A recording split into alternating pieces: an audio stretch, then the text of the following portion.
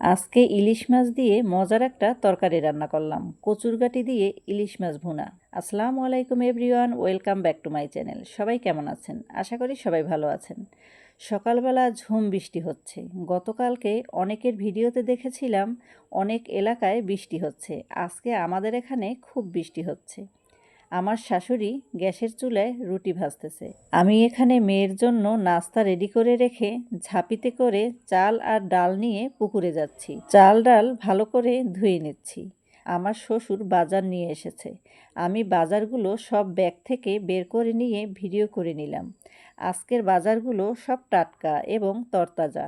যাই হোক, আমি বাজার বের করে রেখে রান্না করতে চলে এসেছি।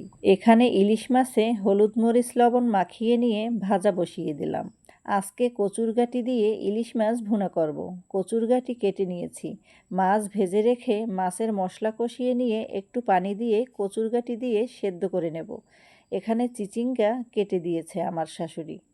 ভাজি করব আর ডাল রান্না করব। বাজার থেকে আনা মাছগুলো আমার চাচি শাশুড়ি কেটে নিতেছে। এখানে চিচিঙ্গা ভাজি করে নিয়ে একটা ডিম ভেঙে দিয়ে আরও কিছুক্ষণ নাড়াচাড়া দিয়ে উঠিয়ে নেব। এভাবে চিচিঙ্গা ভাজি ডিম দিয়ে কে কে খেয়েছেন? যাই হোক, রান্না শেষ করে পাতিলের ভাত বড় একটা গামলায় ঢেলে নিলাম। দুপুরে খাওয়া দাওয়া করে চাচি শাশুড়িকে পান খেতে দেখে আমারও একটু পান খেতে মন চাইল। কাঁচা সুপারি দিয়ে একটু পান খাবো।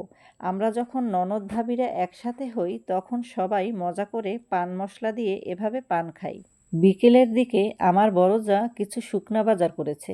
আমার মেয়ের জন্য একটু খাবার আনিয়েছি। সন্ধ্যায় আমরা গ্যান্ডারি খেতে বসেছি। সবার জন্য এক এক পিস কাটা হয়েছে। আমার মেয়ের জন্য ছোট এক পিস কাটা হয়েছে। আমার শ্বশুর বাজার থেকে 2টা গ্যান্ডারি নিয়ে এসেছে। আমরা গ্যান্ডারি বা আগ বলে থাকি। আপনারা কে কী বলেন আমাকে কমেন্টে জানাবেন। দুই ভাই বোন গ্যান্ডারি খাচ্ছে। আমার মেয়ে এই প্রথম গ্যান্ডারি খাচ্ছে। আজকের ভিডিও এই পর্যন্ত। ভালো থাকবেন, সুস্থ থাকবেন। আল্লাহ হাফেজ।